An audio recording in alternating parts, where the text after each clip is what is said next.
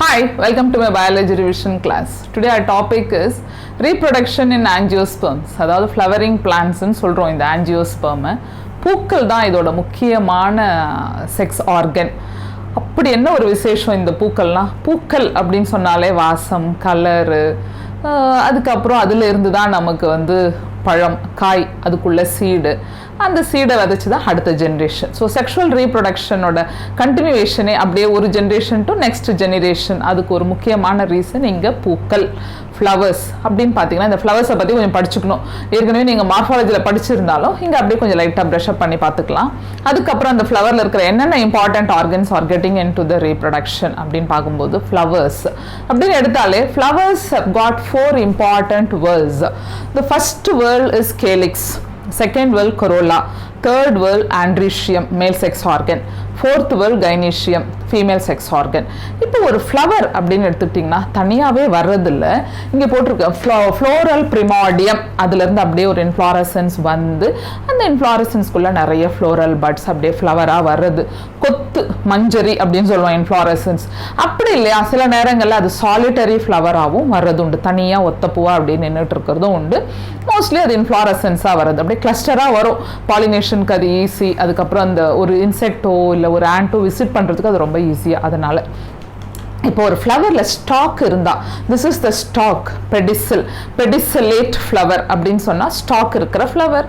அதில் இல்லை, சில நேரத்தில் ஃப்ளவர்ஸில் ஸ்டாக் இல்லைன்னா செசைல் ஃப்ளவர் அப்படின்னு சொல்லலாம். ஃப்ளவர் அப்படின்னு சொன்னாலே it is the modified shoot, it is a very important sex organ, இப்படிலாம் நம்ம பேசிகிட்டு இருக்கோம்.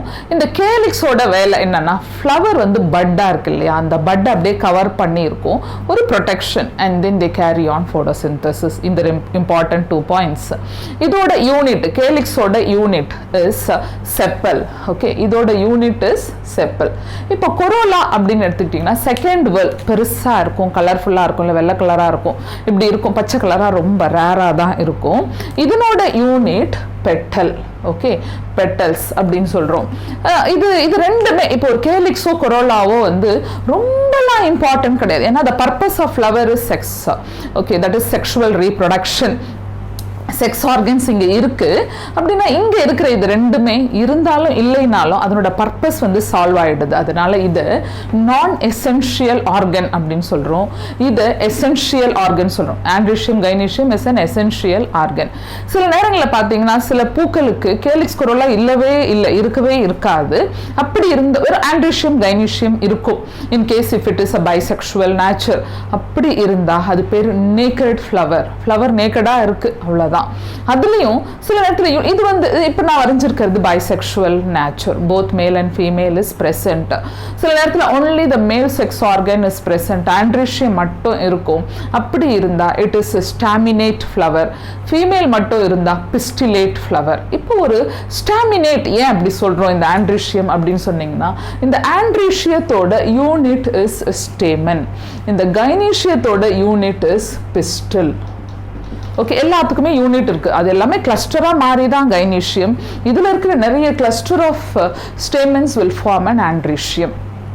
இது ஒரு பேசிக் ரூல். சில நேரத்தில் இருக்கும், ஸ்டேமன் இருக்கும், ஆனால் they don't make a viable pollen. அப்படிலாம் இருந்தால் அதை ஸ்டாமினோட் அப்படின்னு சொல்லுவோம். Don't get confused with staminate and ஸ்டாமினோட்.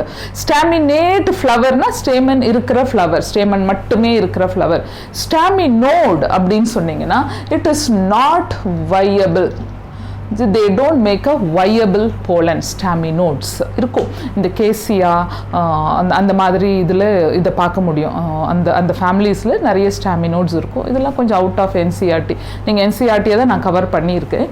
So இங்கே பாருங்கள், இப்போ ஒரு ஸ்டேமன் அப்படின்னு எடுத்துக்கிட்டீங்க, அந்த யூனிட் ஆஃப் அன் ஆண்ட்ரோசியம். இந்த ஸ்டேமனுக்குள்ள you have 3 important region. Anther lobes, அதுக்கப்புறம் கனெக்டிவ், அதோட ஃபிலமெண்ட், ஒரு ஸ்டாக் தான் ஃபிலமெண்ட். இப்போ இந்த ஸ்டேமனில் 2 ஆந்தர் லோப் இருக்கு. அதனால இதை நாம you can say that pretty well it is called it as a diathecous anther. Dithecous anther. ஆனால் இப்போ இந்த ஐபிஸ்கஸில் பார்த்தீங்கன்னா அப்படியே ரெனிஃபார்ம் ஆந்தர் இப்படி இருக்கும், கிட்னி ஷேப்பில். இப்படி இருந்தால் திஸ் இஸ் மோனோதீக்கஸ் ஆந்தர். இப்படியும் இருக்குது, இதுவும் சாத்தியம். ஆனால் இது கொஞ்சம் ரேர், இது ரொம்ப காமன். இப்போ இந்த டைத்தீக்கஸ் ஆந்தரை நம்ம எடுத்துக்கிறோம். எடுத்து just cross it, transfer section இப்படி எடுக்கிறோம், கட் பண்ணி எடுத்தால் அந்த 4 லோப்ஸ் இப்படி பார்க்கறதுக்கு ஒரு பட்டர்ஃப்ளை ஷேப்பில் கிடைக்கும். This is the thing. Okay, I just drawn here. இதோட முக்கியமான அம்சம் இங்கே இருக்கு பாருங்க. This is the connective. கனெக்டிவ்னா they've got a vascular bundle in it. So இதெல்லாம் ஒரு லோப் 1 2 3 4. இந்த 4 ஏரியா இருக்குல்ல, இது பேர் மைக்ரோஸ்பொராஞ்சியா. ஓகே, பிகாஸ் இங்கே தான் மைக்ரோஸ்போர் ஃபார்ம் ஆக போகுது. மைக்ரோஸ்போர் தான் பின்னாடி போலனா மாறப்போகுது. அந்த போலனுக்கு உள்ளதான் மேல் கேமெட் வரப்போகுது. ஸோ அதை கேரி பண்றதுனால இது மைக்ரோஸ்பொராஞ்சியா. இதை மொத்தத்தையும் கேரி பண்ற இந்த ஸ்டேமனை மைக்ரோஸ்போரோஃபில். இதெல்லாமே கூட எக்ஸாம் கொஸ்டின் தான். எப்படின்னா, அதாவது நம்ம டெரிடோஃபைட்ல பார்த்துருப்போம், ஹெட்டிரோஸ்போரி லீட்ஸ் டு சீட் ஹேபிட். அங்கே தான் நம்ம மைக்ரோஸ்போரு, அதுக்கப்புறம் மெகாஸ்போர் ஒரு பெரிய சைஸாக ஃபார்ம் ஆகி அப்படியே வந்து பின்னாடி சீட் ஹேபிட்டுக்கு வந்ததுன்னு. அதனால இங்கே நம்ம மைக்ரோஸ்போருன்ற டேர்மையே யூஸ் பண்ணி அது நல்லா மெச்சூர் ஆகி ஒரு அவுட்டர் கவரிங் இன்னர் கவரிங்லாம் வந்து தெளிவாக வரும்போது தான் இங்கே போலன்னே சொல்கிறோம். அதுக்கப்புறம் போலன் தான் இங்கே உண்மையான மேல் கேமெட்டா அப்படின்னு பார்த்தா அதுவும் இல்லை. போலனுக்கு உள்ளே வரப்போகிற ஜெனிரேட்டிவ் நியூக்ளியஸ் தான் உங்களுக்கு இம்பார்ட்டன்ட். உண்மையான மேல் கேமெட் அப்படின்னா போலனுக்கு வேற பேர் இங்க மேல் கேமெட்டோஃபைட். இப்போ அதெல்லாம் கேரி பண்ற இவருக்கு மைக்ரோஸ்பொராஞ்சியம், இது மைக்ரோஸ்போரோஃபில். இந்த terms are very important. So இங்க 4 மைக்ரோஸ்பொராஞ்சியம் இருக்கிறதுனால இதோட பேரு டெட்ராஸ்பொராஞ்சியேட் கண்டிஷன். அதாவது டைத்தீக்கஸ் ஆந்தர்ல 4 மைக்ரோஸ்பொராஞ்சியம் டெட்ராஸ்பொராஞ்சியேட் கண்டிஷன். இப்போ நீங்க ஒரு ஸ்பொராஞ்சியம் மைக்ரோஸ்பொராஞ்சியம் எடுத்துக்கிட்டீங்கன்னா அதோட ஒரு இம்பார்ட்டன்ட் ஃபீச்சர்ஸ்லாம் பார்த்தீங்கன்னா ஒரு 4 லேயர். இதை நம்ம இப்போ படிக்கிறோம். இந்த ஏரியா வரைக்கும் இந்த outer to inner, inner to outer exam question வரும். அவுட்டர் மோஸ்ட் லேயர் எபிடர்மிஸ், அதுக்கப்புறம் எண்டோதீஷியம், அதுவும் ஒரு லேயர். மிடில் லேயர் பார்த்தீங்கன்னா ஒரு 2-3 லேயர் வரும். அதுக்கப்புறம் இங்கே டப்பீட்டம் ரெட் கலரில், அதுக்கப்புறம் உள்ள அப்படியே கிளஸ்டராக அந்த ஏரியாவை ஆக்குப்பை பண்ணியிருக்கிற ஸ்போரோஜீனஸ் செல்ஸ், அப்படியே ஸ்போரோஜீனஸ் டிஷ்யூனே வச்சுக்கோங்க. இப்போ இந்த ஃபர்ஸ்ட் 3 லேயர் இருக்கு இல்லையா, எபிடர்மிஸ், எண்டோதீஷியம், மிடில் லேயர், இது எல்லாமே அதோட முக்கியமான வேலை ப்ரொடெக்ஷன். அதுக்கப்புறம் டிஹைசன்ஸ். அப்போ போலெல்லாம் ஃபார்ம் ஆயிடுச்சு, உள்ளே உட்கார்ந்துருந்தா எப்படி அது will meet a female partner. So it has to dehisce. இங்கே கட்டாயம் அது வெளியே போகணும். அதுக்கு இந்த 3 லேயர்ஸ் ஆர் வெரி ஹெல்ப்ஃபுல். அதுக்கப்புறம் when this layer, innermost layer, அந்த ஸ்பொராஞ்சியம் மைக்ரோஸ்பொராஞ்சியத்தோட இன்னர்மோஸ்ட் லேயர் பார்த்தீங்கன்னா டப்பீட்டம். அது ரொம்ப அழகாக இருக்கு, அந்த பேரே ஒரு அழகு. இதில் ஒரு ஸ்பெஷாலிட்டி என்னன்னு கேட்டால், திஸ் இஸ் ஃபார் நரிஷிங். இப்போ இந்த ஸ்போரோஜினஸ் டிஷ்யூவில் இருந்து தான் உங்களுக்கு அப்படியே அது கொஞ்சம் டெவலப் ஆகி மைக்ரோஸ்போர் மதர்ஸ் எல்லாம் மாறப்போகுது. அதுக்கப்புறம் அதுல இருந்து தான் உங்களுக்கு மைக்ரோஸ்போர்ஸ் வரப்போகுது. அதுதான் பின்னாடி போல நான் மாறப்போகுது. இதுக்கு எல்லாத்துக்கும் அதுக்கு நியூட்ரிஷன் தேவை இல்லையா? That nutrition is supplied by the tapetum. இன்னொரு ஒரு ஸ்பெஷாலிட்டி, இந்த டப்பீட்டம்க்கு உள்ள சிங்கிள் நியூக்ளியஸ் கிடையாது. எப்பவுமே more than one nucleus. That is the condition. அது ஏன் அப்படின்லாம் இல்லை, ஜஸ்ட் அதனுடைய அமைப்பு அப்படி இருக்கு.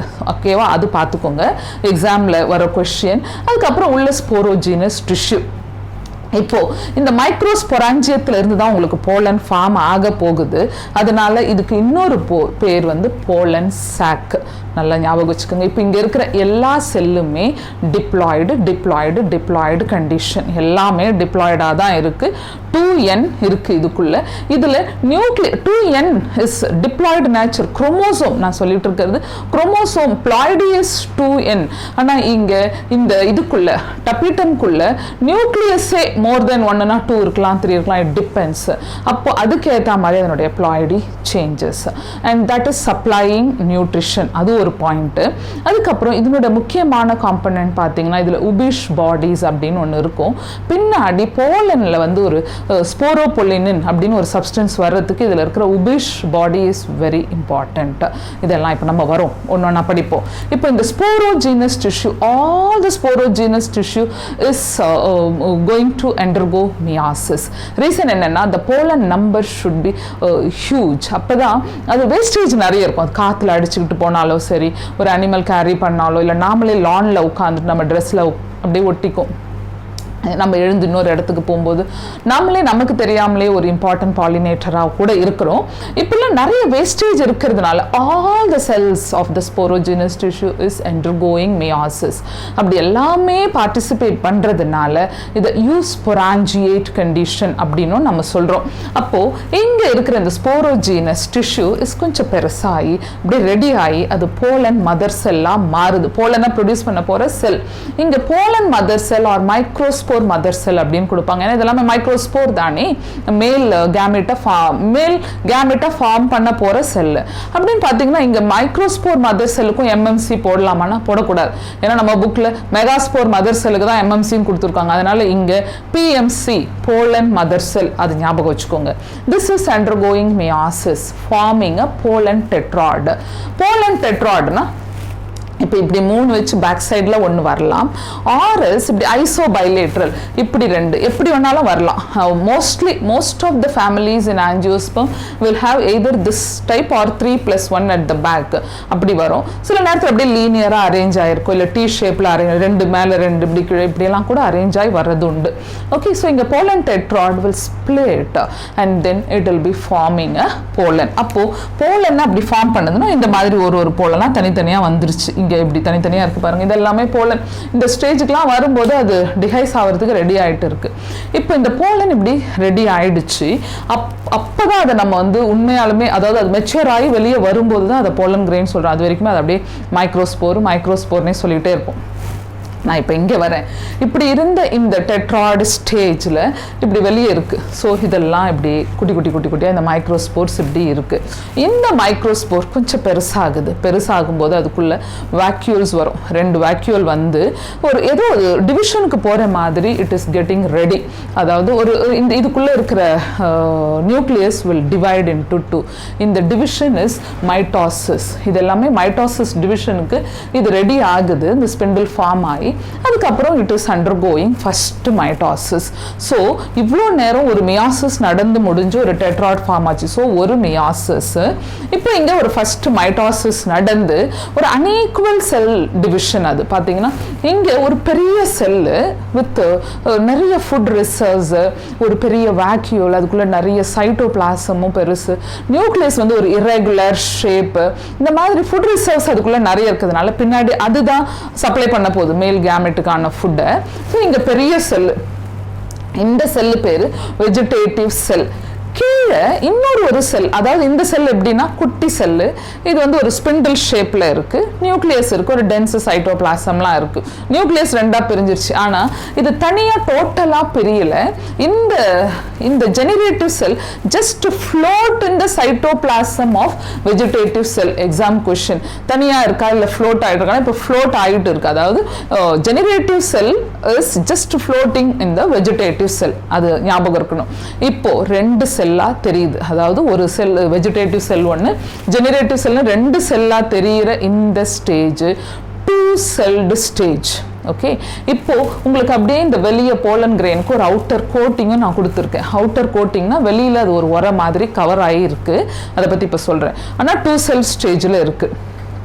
சில ஃபேமிலிஸ், அதாவது ஒரு 60% of angiosperm families dehisce the pollen grain when it is in 2-celled stage. ஒரு வெஜிடேட்டிவ் செல், ஒரு ஜெனரேட்டிவ் செல்.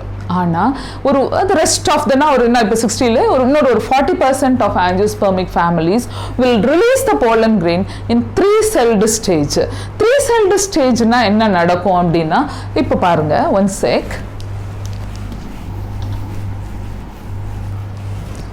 இதுக்குள்ள இப்போ இப்படி இருக்கு.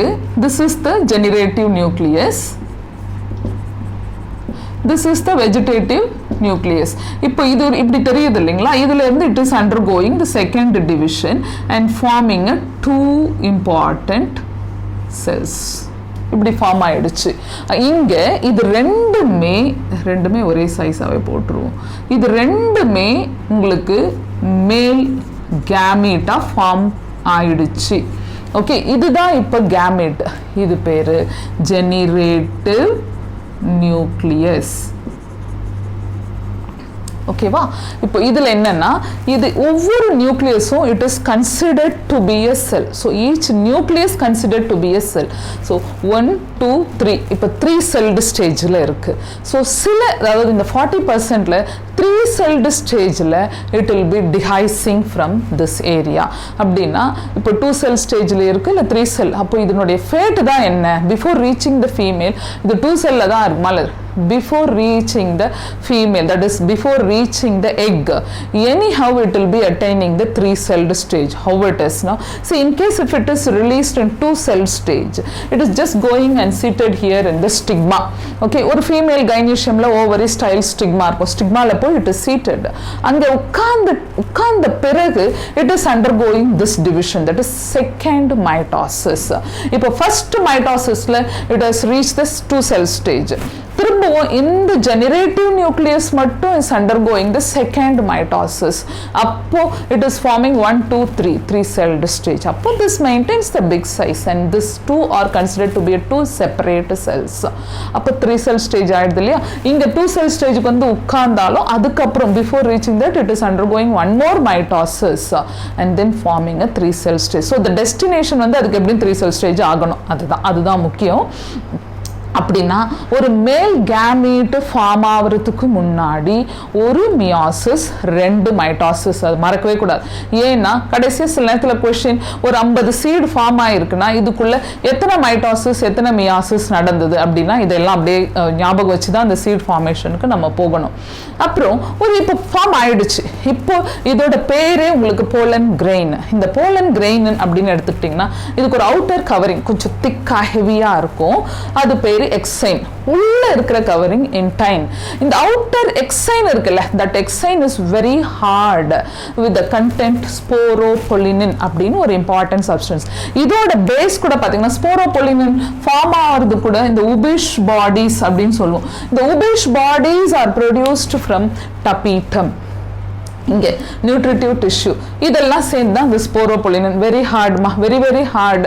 அதாவது ஒரு பிளான்ட் கிங்டத்திலே ஒரு ஹார்டஸ்ட் சப்ஸ்டன்ஸ் எதுனா ஸ்போரோபொலினின். இப்போ அனிமல் கிங்டத்திலே ஹார்டஸ்ட்னா நம்ம டீத் சொல்கிறோம், அந்த இனாமல். அது மாதிரி அங்கே வெரி ஹார்ட். அது வந்து ஒரு alkali will not disturb that and no enzyme can break the component in it. அதுக்கப்புறம் ஆசிடை ஊற்றினாலும் அது ஒன்றாகுது, எப்படி இருந்தாலும் இருக்கும். ஏன்னா நேச்சர் வந்து அதுக்கு கொடுத்துருக்க கிஃப்ட் அப்படியே வயபிளாக இருக்குது. எவ்வளோ நாள் வேணால் அதுக்கு பின்னாடியே வரும். இத்தனை நாள் கழிச்சு நம்ம எடுத்தது இந்த சீடெல்லாம் இவ்வளோ வயபிளாக இருக்குது சில நேரத்தில். அப்படி ரீசன் என்னன்னா இதனுடைய டிராவலிங் ஃபார் அவே நம்பர் 1. அதுவும் இல்லாமல் இதனாலவே நமக்கு இது ஒரு முக்கியமான ஃபாசில் எவிடன்ஸாக இருக்குது. இப்போ ஒரு ஆஞ்சியோஸ்பர்ம் பற்றி ஒர்க் பண்ணிகிட்டே இருக்காங்கன்னா இது எத்தனை ஒரு மில்லியன் ஆண்டுகள் முன்னாடி இல்லை எத்தனை பில்லியன் ஆண்டுகள் முன்னாடி ஃபார்ம் ஆச்சு அப்படின்னு தேடும்போது நமக்கு போலன் கிடைக்குது. Pollen grain because of the sporopollenin, very hard substance. இந்த ஸ்போரோபொலினாலவே அந்த ஹார்ட்னஸ்க்காகவே இது அந்த ரேஸ் ஹார்ஸ்க்கு கொடுக்கறதாகட்டும், அந்த அத்லெட்ஸ் அவங்களோட மசிலுக்கு ஸ்ட்ராங்காக அந்த ஸ்டாமினா நிறைய இருக்கிறதுக்காக எல்லாமே அதர் கண்ட்ரீஸில் இதை டேப்லெட்டாகவும் போலன் டேப்லெட்டாவோ இல்லை போலன் சிறப்பாகவும் சாப்பிட்றாங்க. இப்போ படிப்போம் அதை பற்றி. ஸோ திஸ் இஸ் அபவுட் இப்போ போலன் கிரெயினுக்கு நான் சொல்லிட்டேன் மேல் கேமெட்டோஃபைட். அதுக்கு உள்ள வர இந்த 2 நியூக்ளியஸ் தான் மேல் கேமேட். ஓகே, மைக்ரோஸ்போரோஃபில், மைக்ரோஸ்போராஞ்சியா, அது மேல் கேமெட்டோஃபைட், மேல் கேமேட். இது மறக்கக்கூடாது. இப்போ போலன் அப்படின்னு எடுத்துக்கிட்டிங்கன்னா ஜென்ரலாக இதுக்கப்புறம் இதனுடைய அந்த போலன் டியூப் ஃபார்மேஷன் இது சொல்ல மறந்துட்டேன். இங்கே பார்த்தீங்கன்னா exine is not a continuous layer. அங்கே இங்கே கொஞ்சம் ஓட்டை இருக்கும் சின்னதாக. ஒரு இப்போ ஃபார் எக்ஸாம்பிள் இப்படி நான் வரைகிறேன். ஆனால் இந்த ஏரியாவில் உங்களுக்கு இன்டைன் இஸ் கண்டினியூஸ், அது கண்டினியூஸாக இருக்குது. So 1 2 or 3 areas there won't be a continuation of a sporopollenin hard coating. அதாவது அந்த எக்ஸைன் இருக்காது. ஏன்னா அந்த area is called germ pore. இந்த germ pore வழியாக தான் போலனில் அப்படியே பின்னாடி ஒரு டியூப் ஃபார்ம் ஆக போகுது. germ tube or pollen tube, அதுதான் அப்படியே நீட்டாக வளர்ந்து இந்த ஸ்டைல் வழியாக வளர்ந்து அந்த மேல் கேமெட்டை கேரி பண்ணி எக்குக்குள்ளே போட போகுது. ஸோ அதுக்காக அந்த ப்ரொவிஷனுக்காக ஒரு 2-3 ஏரியாவில் எல்லாம் த்ரோட்டில் ஒரு 2-3 பாயிண்ட்ஸில் there own be a continuation of exine. ஆனால் இன்டைன் வந்து கண்டினியூவஸ் லேயர். ஓகே, ஸோ இப்போ ஒரு போலன் அப்படின்னு எடுத்துக்கிட்டிங்கன்னா நான் சொன்ன மாதிரி ஸ்போரோபொலினோட ஒரு பவர். ஆனால் போலன் அலர்ஜி இருக்குது. நிறைய பிளான்ட்டோட போலன் வந்து கொஞ்சம் அலர்ஜிக்காக இருக்கும். இந்த வேலி காத்தாமல் இருக்கும் ப்ரோசோபஸ், அதனோட போலன் ஆகட்டும், இந்த கேசியா ஆரிகுலேட்டா, இதெல்லாம் கொஞ்சம் ஒரு அலர்ஜி காசிங் போலன் நிறைய பேருக்கு. முக்கியமாக இந்த பார்த்தீனியம், இந்த கேரட் கிராஸ், இது நம்ம திரும்ப திரும்ப படிச்சிருக்கோம், ஏலியன் ஸ்பீஷீஸ் இன்வேஷன்லேயே வரும். That is also causing allergy for many people. அதுக்கப்புறம் போலனோட வயபிலிட்டி, போலன் எவ்வளோ நாளைக்கு வயபிளாக இருக்குன்னா அதுக்கு கிடைக்கிற டெம்பரேச்சர், ஹியூமிடிட்டி, இது 2 தான் போலனோட வயபிலிட்டியை டிட்டர்மின் பண்ணுற ஒரு ஃபேக்டர்ஸ். அப்படின்னு பார்த்தீங்கன்னா இந்த வீட்டு, ரைஸ், அந்த மாதிரி ஆனுவல் பிளான்ஸ் ஒரு 3 to 4 months வாழற பிளான்ஸ்லாம் ஒரு 30 நிமிஷம் மேக்ஸிமம் அதனோட வயபிலிட்டி. ஆனால் சில ஃபேமிலிஸில் சொலானேசி எடுத்துக்கிட்டாலும் சரி, லெகுமினேசி, இந்த மாதிரி ஃபேமிலிலாம் ஃபியூ மந்த்ஸ்க்கு போலன் இஸ் குவாய்ட் வயபிள். இதையெல்லாம் தாண்டி இப்போ நம்ம ரெஃப்ரிஜிரேட்டரில் போலன் வைக்கிறோன்னா ஒரு 1 week வச்சுக்கலாம் நம்ம நார்மல் ரெஃப்ரிஜிரேட்டரில். இதை தாண்டி இப்போ ஃபியூச்சரில் இப்போ ஒரு நல்ல பிளான்ட்ல இந்த பிளான்ட்டுக்கு எல்லா குவாலிட்டியும் ரொம்ப ஹையராக இருக்குது, இதனோட போலனை நம்ம சேவ் பண்ணி வைக்கணும், ஃபியூச்சர் ஜென்ரேஷனுக்கு உதவும், இல்லை க்ராப் ப்ரீடு ப்ரோக்ராமில் இது ரொம்ப யூஸ்ஃபுல்லு அப்படின்னு சொல்லிட்டு ஒரு அக்ரிகல்ச்சரிஸ்ட் ஏதாவது பண்ணணும், இல்லை ஹார்டிகல்ச்சரிஸ்ட் ஏதாவது பண்ணணும் அப்படின்னு நினச்சாங்கன்னா they store in liquid nitrogen, cryopreservation சொல்லுவோம் இதை, -196 degrees C அங்கே ஸ்டோர் பண்ணி வச்சா for several years you can store the pollen. அதுக்கப்புறம் வேறு என்ன இருக்குது, crop breeding program. This is about your microsporogenesis. இப்போ ஃபார்ம் ஆயிடுச்சு ஃபுல்லாக, மைக்ரோஸ்போரோஜெனிசிஸ் நடந்து முடிஞ்சு போலன் ரெடி ஆயிடுச்சு to reach the megaspore. Now let us see the megaspore and megasporogenesis. Now let us talk about gynoecium. Gynoecium is a female part of the ovary. ஒரு gynoeciumல ovary, style and stigma, இது 3 சேர்ந்தது தான் ஒரு ovary. அப்படின்னு சொன்னால் ஒரே ஒரு இந்த பார்ட் தான் இருக்குமா, ஒரு ஓவரிக்குள்ளே ஒரே ஒரு கார்பல் தான் இருக்குமா, இல்லை ஒரே ஒரு பிஸ்டில் தான் இருக்குமா, அப்படி போயிட்டே இருக்கும். அப்படின்னு பார்த்தீங்கன்னா இப்போ ஒரே ஒரு பிஸ்டில் இருந்தால் மோனோ கார்புலரி ஓவரி. நிறைய பிஸ்டில்ஸ் இருக்குது, நிறைய கலெக்ஷன் தானே, collection of a pistils or collection of a carpel is ovary. நிறைய பிஸ்டில் இருந்தால் பாலிகார்புலரி. இது அதுவும் இல்லாமல் இப்போ நிறைய இருக்குது அப்படின்னு வச்சுக்கோங்களேன். அது ஒன்று தனித்தனியாக பிரிஞ்ச மாதிரி இருந்து அதுக்கப்புறம் ஒரு ஸ்டாக்குக்குள்ளே வந்துச்சு.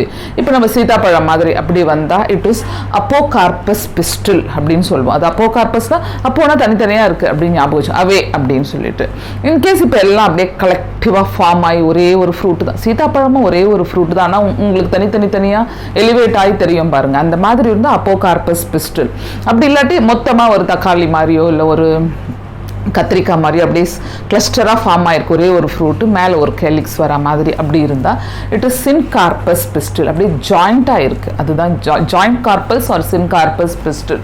அதை தாண்டி இப்போ நம்ம யூஸ்வலாக பார்க்குறோம், ஒரு மேங்கோ எடுத்துக்கிறோம், இல்லை ஒரு ரைஸ் சீடு. மேங்கோ தான் ரொம்ப ஈஸியாக புரியும் நம்ம ரெகுலராக பார்க்குறதுல.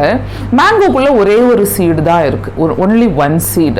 அப்படி ஒரே ஒரு சீடு இருக்கிற ஒரு பிளான்ட் அப்படிலாம் எடுத்துக்கிட்டிங்கன்னா ஒன்லி 1 ஓவியல்னு அர்த்தம்.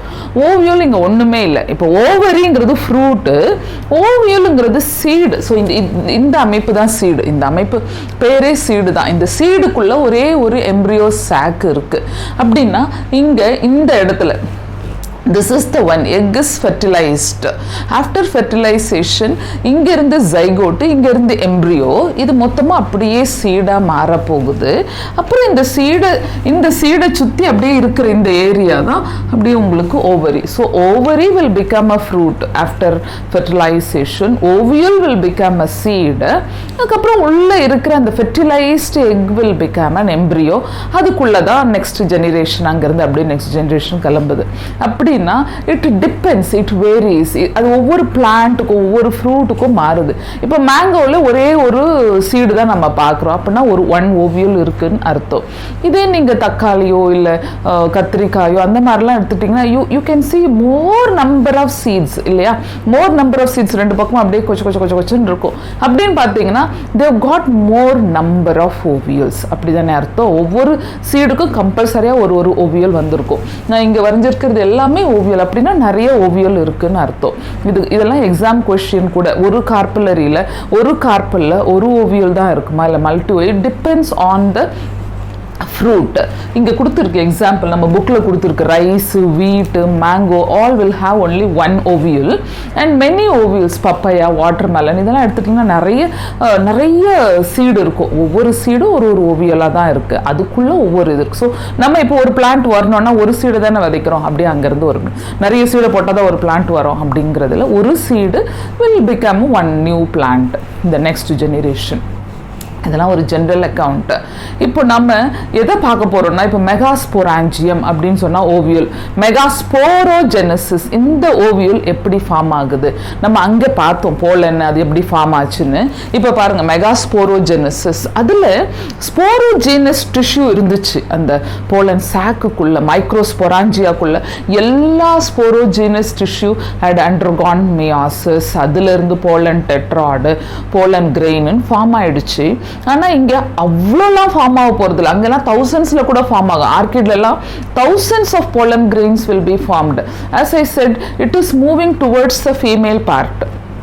அப்படின்னா அங்கே நிறைய டெத் ரேட் அதிகமாக இருக்கவே நேச்சுரல் அதுக்கு ஒரு gift that you making more number of pollen. ஆனால் இங்கே அந்த அளவுக்கு இல்லை, எவ்வளோ சீட்ஸ் வரப்போதோ அதுக்கேற்ற நம்பர் தான். இப்போ சொன்ன மாதிரி டொமேட்டோலையோ இல்லை உங்களுக்கு பப்பாயாலேயோ இல்லை இன்கேஸ் ஆஃப் மேங்கோவில் ஒன்றுனா ஒன்று அந்த மாதிரி. So accordingly the number of sporogenous tissue அங்கே இருக்க மாதிரி இங்கே ரொம்ப கிடையாது, very limited are 1 or 2 even sometime. இங்கே நான் ஜஸ்ட் ஒரு செல்லை போட்டிருக்கேன். இது இப்போ ஜெனரலா மெகாஸ்போர் மதர் செல். இப்போ இருக்கிற அந்த ஸ்போரோஜினஸ் டிஷ்யூலே ஒரு ஆர்கிஸ்போரியல் இனிஷியல் அப்படிலாம் வரும். நம்ம புக்கில் அங்கேருந்து ஆரம்பிக்கல, அப்படியே டைரெக்டாக ஒரு செல் வந்து மெகாஸ்போர் மதர் செல்லாம் மாறிடுச்சு. அங்கே நம்ம போலன் மதர் செல் பிஎம்சின்னு பார்த்தோம், இங்கே megaspore mother cell. This is one cell and this cell is undergoing meiosis. First meiosis அப்போ ரெண்டா பிரியுது. So this is diploid. The diploid is becoming haploid இங்கவே. அதுக்கப்புறம் இங்கேருந்து அப்படியே செகண்ட் மியாசிஸ்க்கு போகும்போது 4 செல் ஃபார்ம் ஆகும். யூஸ்வலாக மியாசிஸ் அவுட்கம் 4 இல்லையா. ஸோ 1 2 3 4 செல்ஸ் ஃபார்ம் ஆயிடுச்சு. இந்த ஏரியா ரொம்ப முக்கியம். இதெல்லாம் மைக்ரோபோலார் எண்ட், மைக்ரோபைலார் எண்ட். இங்கே மைக்ரோபைல் இருக்கு. மைக்ரோபைல் எண்டுக்கு ஆப்போசிட் சைடு வந்து சலாசா, ஒரு ஜென்ரலா ஒரு ஓவியலோட எல்எஸ். ஓவியலுங்கிறது நத்திங் பட் மெகாஸ்போராஞ்சியம். அங்க மைக்ரோஸ்போராஞ்சியம் பார்த்தோம், இங்க மெகாஸ்போராஞ்சியம். அதே மாதிரி this area is embryo sac or a female gametophyte. இப்போ இந்த மைக்ரோபைல் எண்டுக்கு ஆப்போசிட் எண்டு சலாசான்னு சொன்னேன். இந்த மைக்ரோபைல் எண்டுக்கு பேரலலா இந்த அனோட்ரோபஸ் ஓவியல்ல இங்க ஃபியூனிக்கல் வரும், ஒரு ஸ்டாக் இருக்கு. இந்த ஃபியூனிக்கலை ஒட்டின மாதிரி there is a hilum. Okay, இந்த லைனும் புக்ல முக்கியம். Hilum is the junction between ovule and funicle. This is very important. Here also I mentioned. அதே மாதிரி ஒரு ஓவியல் மொத்தமா பார்த்தீங்கன்னா you have got 2 integuments, outer integument and inner integument. 2 integument இருக்கும். இது எப்படி ஃபார்ம் ஆகுறதுங்கிறது தான் இந்த கதை. நான் ஏன் அங்கிருந்து இங்க ஷிஃப்ட் ஆனேன்னா மைக்ரோபைலார் எண்டுன்னு எழுதியிருக்கேன், சலாசல் எண்டுனா கொஞ்சம் குழப்பம் வரும். அதனால இங்க பாருங்க, இது சலாசா, இது மைக்ரோபைல். இங்க ரெண்டு கோடு இருக்கு. This is outer integument and inner integument. இந்த integument தான், outer integument தான் சீடோட outer wall, டெஸ்டான் மாறும் ஃபியூச்சர்ல. inner integument தான் டெக்மன் அப்படின்னு மாறும். இப்போ இந்த ஏரியா இது மைக்ரோபைல ஒட்டின மாதிரி இந்த ஃபியூனிக்கல் ஸ்டாக். இது ரெண்டுத்துக்கும் நடுவில் இங்க ஹைலம் இருக்கு. So it is the junction point. இதெல்லாம் அப்படியே நியூசெல்லார் டிஷ்யூ, நியூசெல்லஸ். இங்க இதுதான் எம்ப்ரியோ சாக். இந்த எம்ப்ரியோ சாக் ஃபார்மேஷன் தான் இந்த இது வரைக்கும் நான் போட்டிருக்கிறது. புரியுதுங்களா? இப்போ நம்ம போவோம் இங்க. ஸோ இது சலாசல் எண்டு, இது micropyle. Don't get confused. Micropylar end. அப்படி இங்க வந்து என்ன ஆகுது, 4 செல்லு ஃபார்ம் ஆயிடுச்சு at the end of the meiosis 2. இப்போ ஃபார்ம் ஆன உடனே என்ன ஆகுது, 1 2 3 நியர் த மைக்ரோபைலார் எண்ட் அந்த 3 அப்படியே சுருங்கி செத்து போகுது. ஒண்ணு மட்டும் will become the functional megaspore. இந்த functional megaspore இருக்கிற ஏரியா இஸ் சலாசல் எண்ட். அதுவும் கொஸ்டின், இப்போ ஏன் அங்கே மாதிரி அவ்வளோ ஃபார்ம் ஆகலை அப்படின்னு சொன்னால் இங்கே the reason is it is going to carry இதுக்குள்ளே நியூட்ரிட்டிவ் டிஷ்யூ வேணும். இது actually for an animal case மாதிரி தான். ஒரு எக்குக்குள்ளே இருக்கிற அந்த யோக் எவ்வளோ முக்கியம் டு க்ரோ அண்ட் எம்ப்ரியோ, அந்த மாதிரி இங்கேயும் நடக்கிறதுனால ஆல் திஸ் த்ரீ பிகம் நான் ஃபங்க்ஷனல் அண்ட் அப்படியே கிராஜுவலாக சுருங்கி செத்தும் போயிடும். This is becoming the functional one. So this is called a functional megaspore. இப்போ இந்த ஃபங்க்ஷனல் மெகாஸ்போர் வந்து ஹாப்ளாய்டு. அந்த ஹாப்ளாய்டில் இருக்கிறது ஒரே ஒரு நியூக்ளியஸ். இப்போ நல்லா ஞாபகம் வச்சுக்கோங்க, ஒரே ஒரு மியாசிஸ். இப்போ இதில் ஹாப்ளாய்டு வந்துருச்சு. ஹாப்ளாய்டு மெகாஸ்போர் இப்போ it is going to undergo mitosis. இப்போ இதுக்குள்ளே இருக்கிற ஒரே ஒரு nucleus, this is undergoing mitosis. ரெண்டு நியூக்ளியஸை ஃபார்ம் பண்ணுது. ஒன்று, ஸோ இங்கே இருந்து ஒன்று, சாரி ரெண்டு, ஹியர். ஓகே, ஸோ ஃபஸ்ட்டு மைட்டாசிஸில் 2 ஃபார்ம் ஆகிருக்கு. செகண்ட் மைட்டாசிஸில் 4 ஃபார்ம் ஆகிருக்கு. தேர்ட் மைட்டாசிஸில் 8 நியூக்ளியஸ் ஃபார்ம் ஆகிருக்கு. இது மறக்கக்கூடாது. ஏன்னா 1லேருந்து 2, 2லேருந்து 4, 4லேருந்து 8. இப்போது 8 செல்லு இங்கே உள்ள 8 நியூக்ளியஸ் ஃபார்ம் ஆகிருக்கு. இதுக்கு எத்தனை மைட்டாசிஸ் நடந்துச்சு அது ஞாபகம் வச்சுக்கணும். இப்போ அங்கே ஒரு meiosis, in case of a pollen ஒரு மியாசிஸ் 2 மைட்டாசிஸ், இங்கே ஒரு மியாசிஸ் 3 மைட்டாசிஸ். இத்தனையும் கவுண்ட் வச்சு தான் in case if they ask a question ஒரு 10 சீடு ஃபார்ம் ஆகுதுன்னா மொத்தத்தில் எத்தனை மியாசிஸ் அண்ட் எத்தனை மைட்டாசிஸ் நடந்தது ஞாபகம் வரணும். ஸோ இங்கே 1 to 2, 2 to 4, 4 to 8 ஃபார்ம் ஆயிடுச்சு. இந்த 8ல் 1 will be coming from here, 1 will be coming down, from here 1 will be going up. இது ரெண்டும் சேர்ந்து இப்படி சென்டருக்கு வந்துருச்சு. ஓகே, இந்த சென்டர் தான் ஃபியூச்சரில் போலார் நியூக்ளியை. இந்த ஸ்ட்ரக்சர் தான் இது. இது எல்லாமே that is towards a micropylar end. இந்த ட்விஸ்ட் இப்போ பார்க்கலாம். This is the egg அப்பேரட்டஸ்.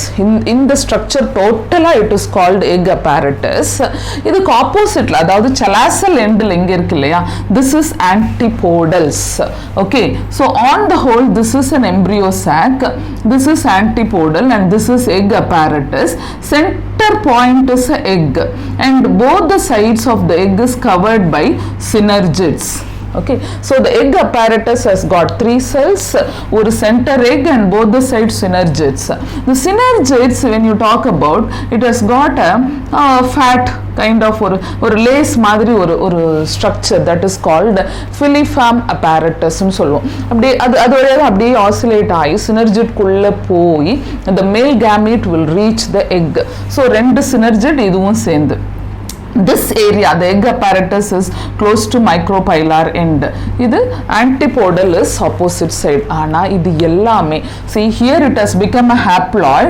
Haploid cell had undergone mitosis. So எல்லாமே இங்க haploid தான். So before fertilization, how many haploid cells and how many diploid cells will be there அப்படின்னு ஒரு question வந்துச்சுன்னா, இப்போ எல்லாமே இங்க haploidஆவே வந்து இது ரெண்டுமே இங்க இருக்கிற செல் இங்க இருக்கிற செல், they both have come together, not the nucleus have come together.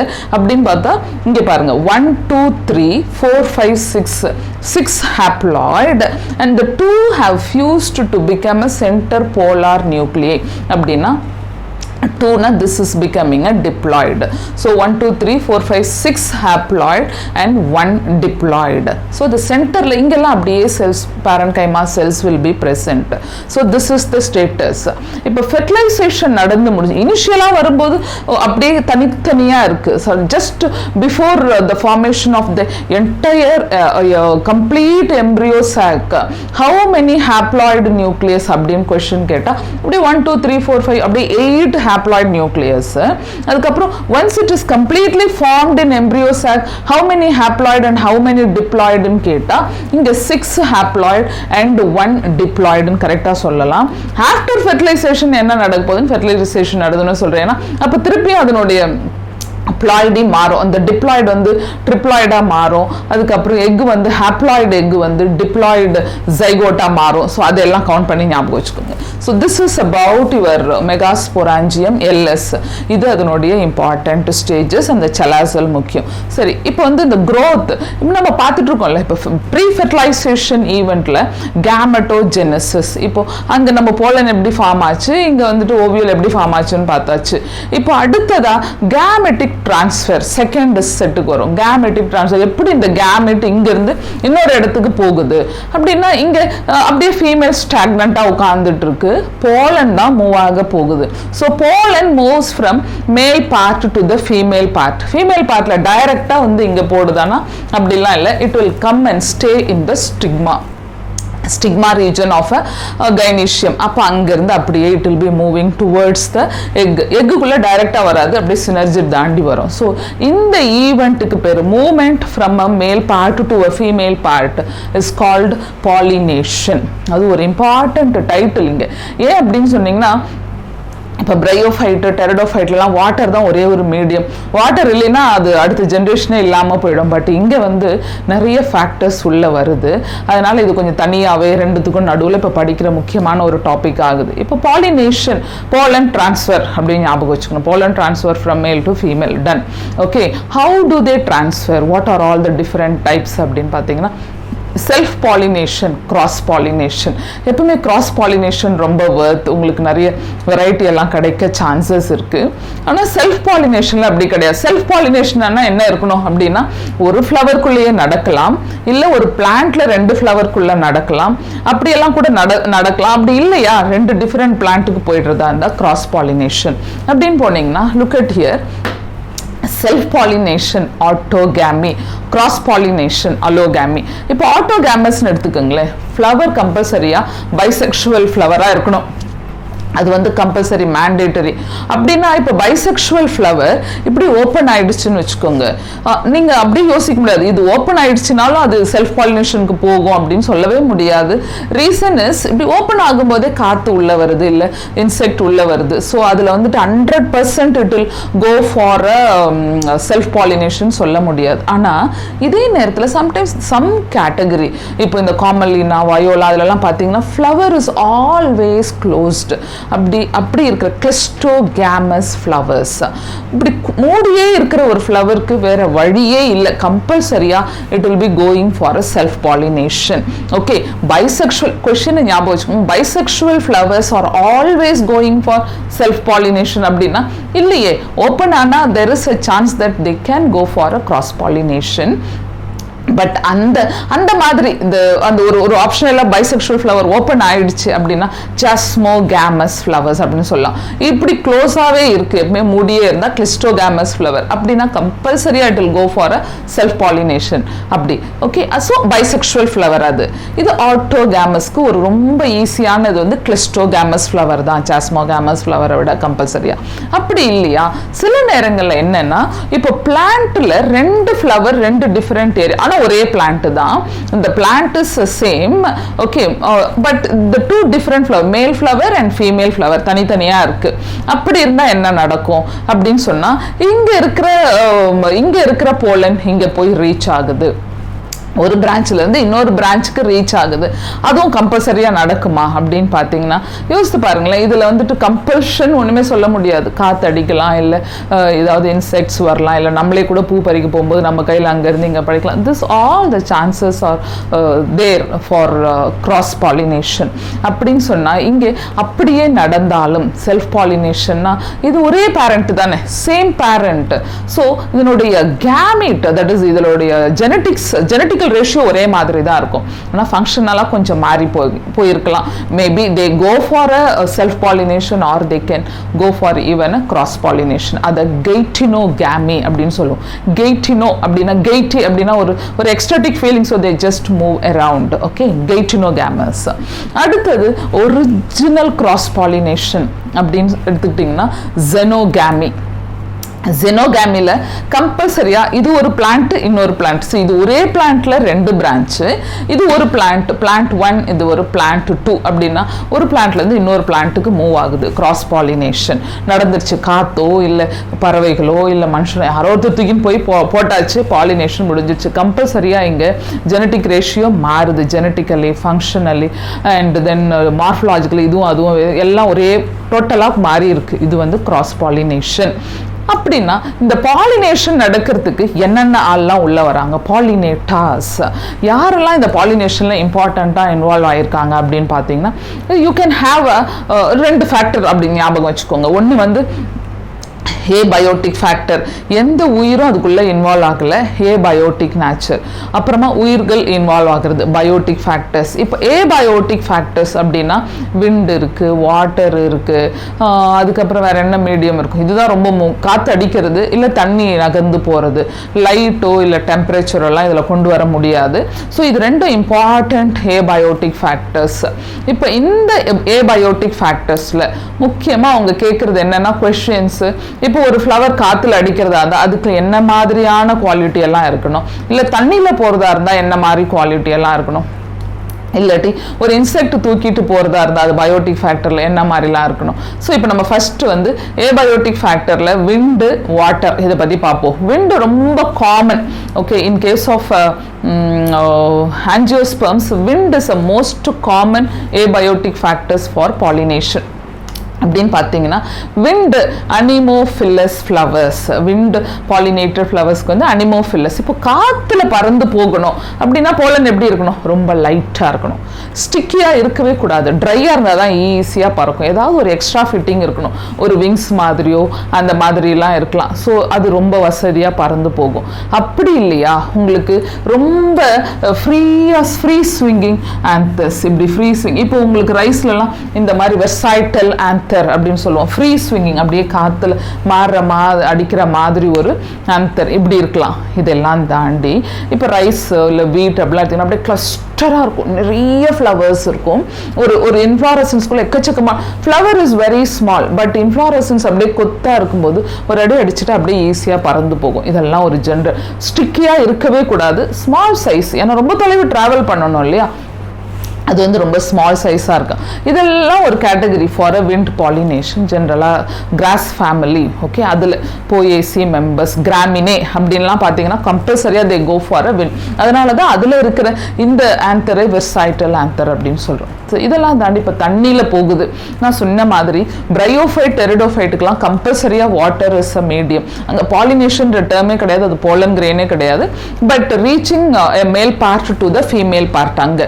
So அங்கே பாலினேஷன் டேர்ம் போட்ட எக்ஸாமில் அது தப்பான ஒரு ஸ்டேட்மெண்ட்டுன்னு நீங்கள் குறிச்சிக்கலாம். அந்த pollination, pollen grain, microspore formation இதெல்லாம் உங்களுக்கு ஜிம்னோஸ்பெர்ம், ஆஞ்சியோஸ்பெர்மில் மட்டும் வரும். ஜிம்னோஸ்பெர்மில் முழுக்க விண்ட் பாலினேஷனுக்கு போகுது. இங்கே வரும்போது இன்னும் டிஃப்ரெண்ட்டாக வருது. ஸோ இங்கே தண்ணியில் பாலினேஷன் நடக்கிறதுங்கிறது கொஞ்சம் கம்மியாக தான் இருக்குது.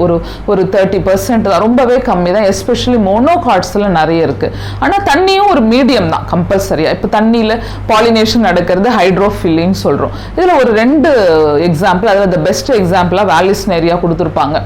வேலிஸ்னேரியாவில் வந்து ஒரு நேச்சர்ஸோட கிஃப்ட், அது நிறைய மேல் ஃப்ளவரை ரிலீஸ் பண்ணி அப்படியே தண்ணிக்கு மேலே அப்படியே மிதந்துக்கிட்டே இருக்கும்.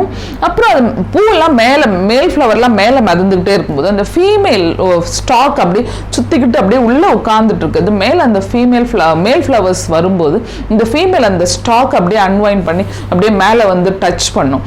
அப்போ அழகாக பாலினேஷன் நடந்துருது. இதே ஒரு இயற்கையோட விந்தை தான். மேலே அது கரெக்டாக வரணும்னு தெரிஞ்சு அழகாக வந்து அந்த பாலினேஷன் நடக்குது. ஸோ தண்ணிக்கு மேலே நடக்கும் வேலிஸ்னேரியாவில்.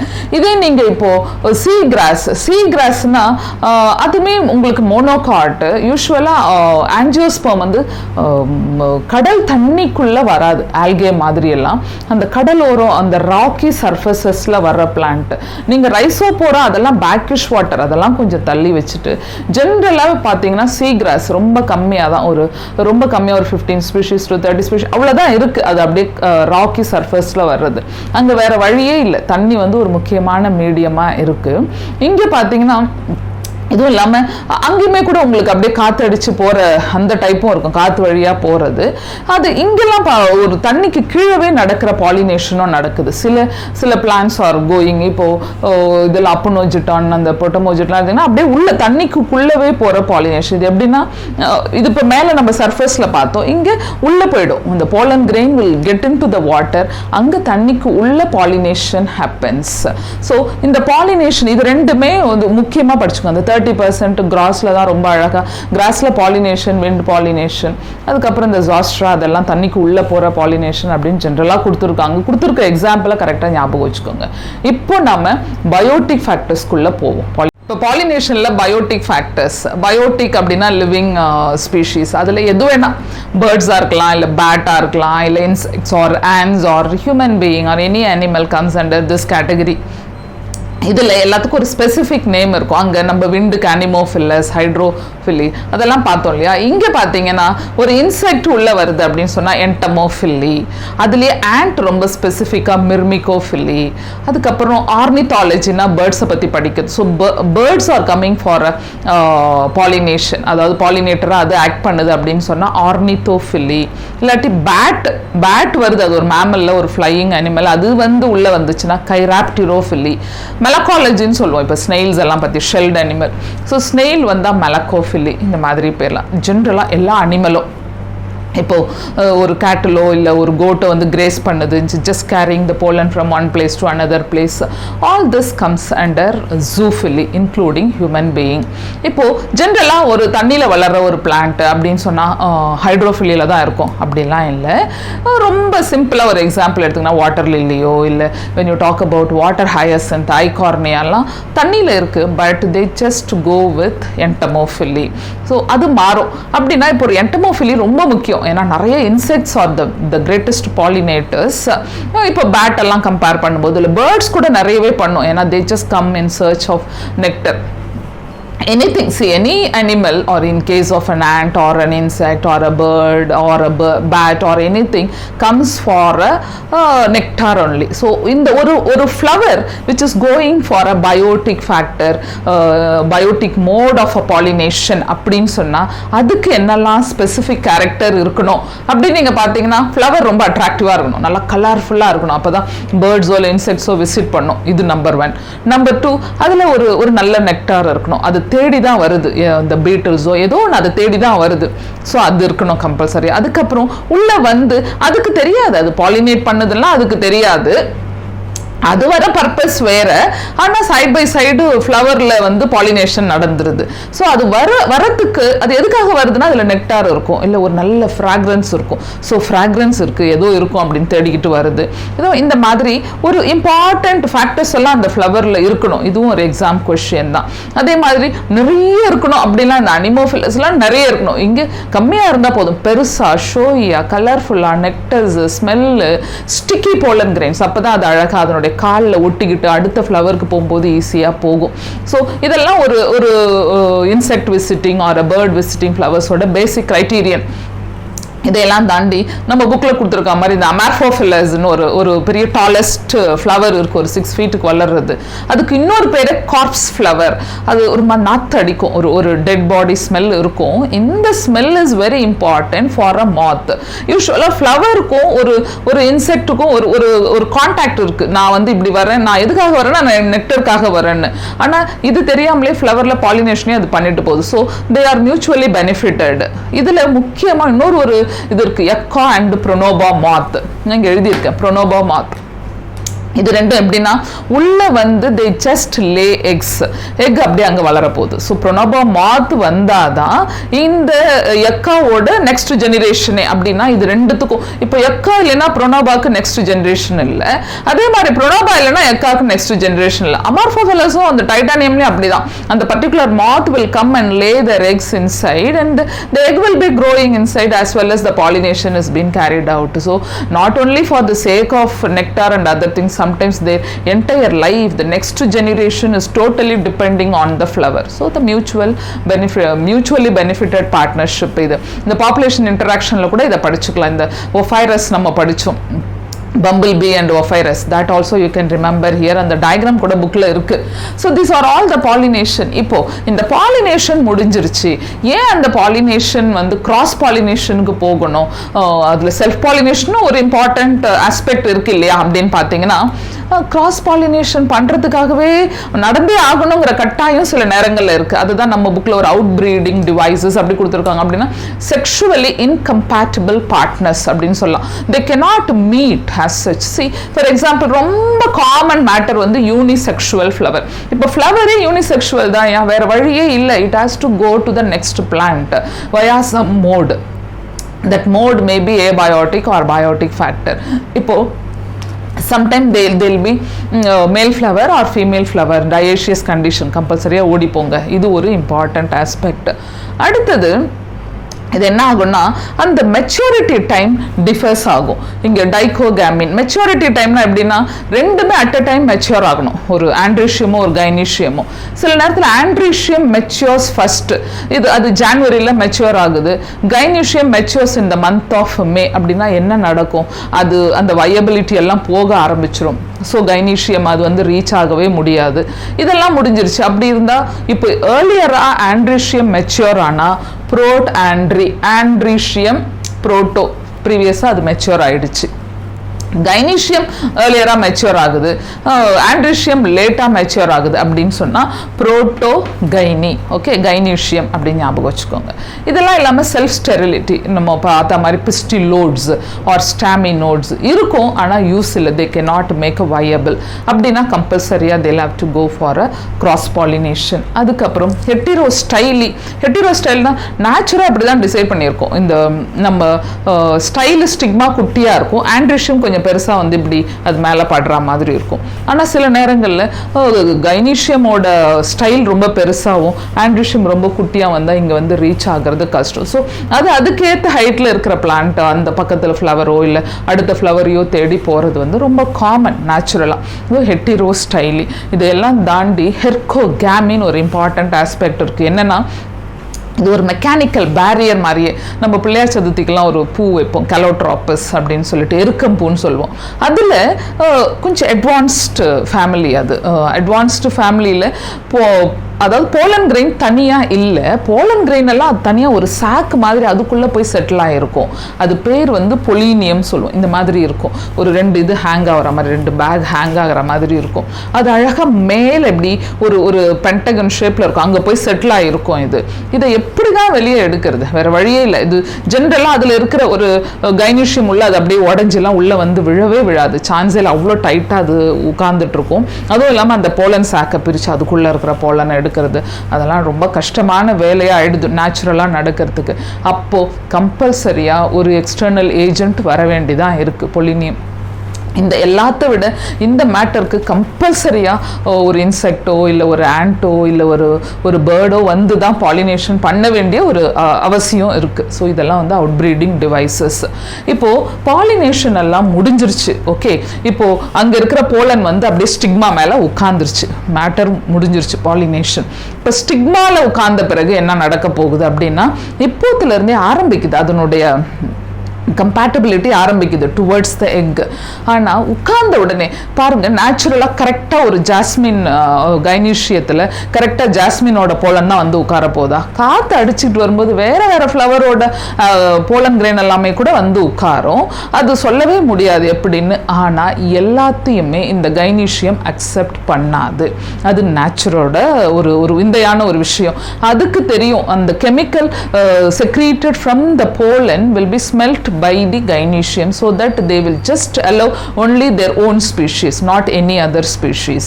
இதுதான் முக்கியமா pistil pollen interaction அப்படின்னு சொல்றது.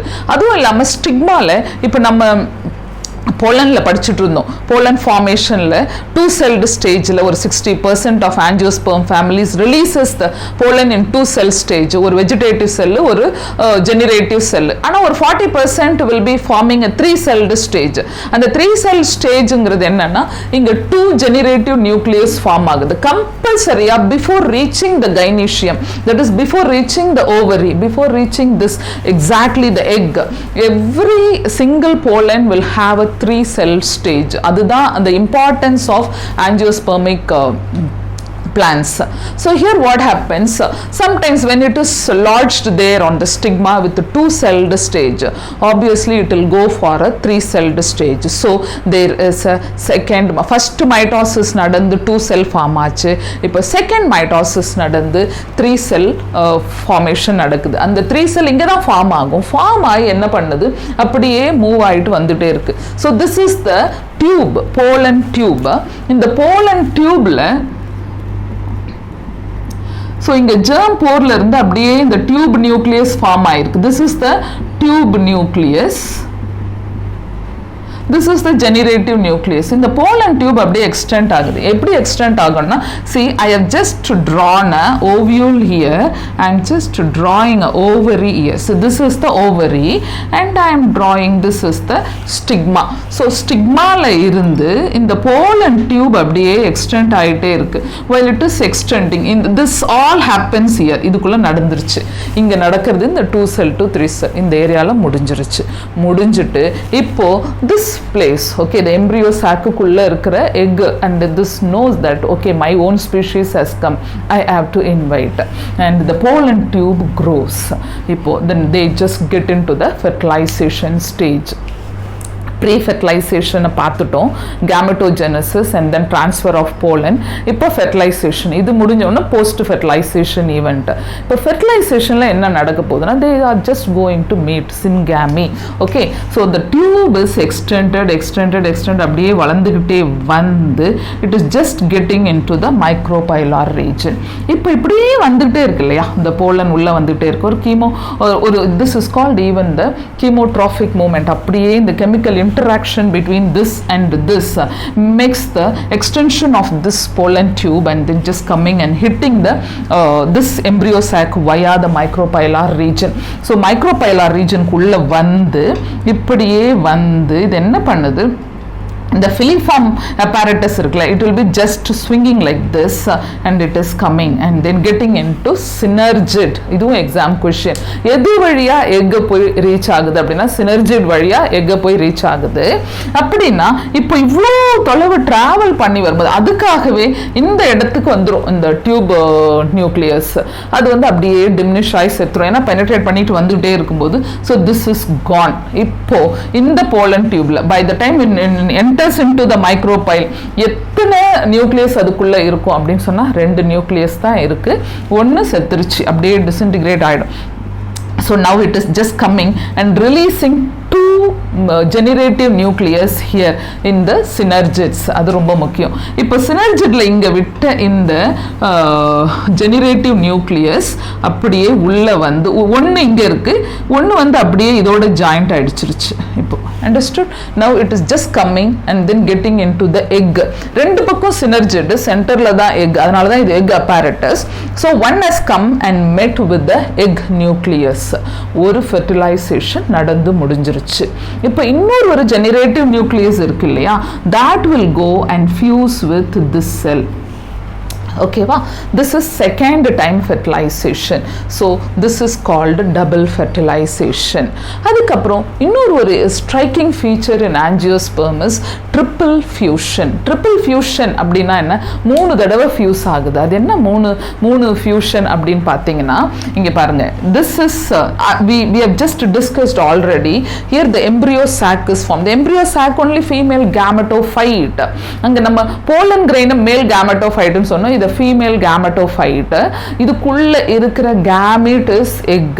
அங்க இருந்து generative nucleus வந்து ஒன்ன ஹிட் பண்ணி ஒரு fertilization, இங்க ஹிட் பண்ணி ரெண்டாவது fertilization நடந்து முடிஞ்சிருச்சு.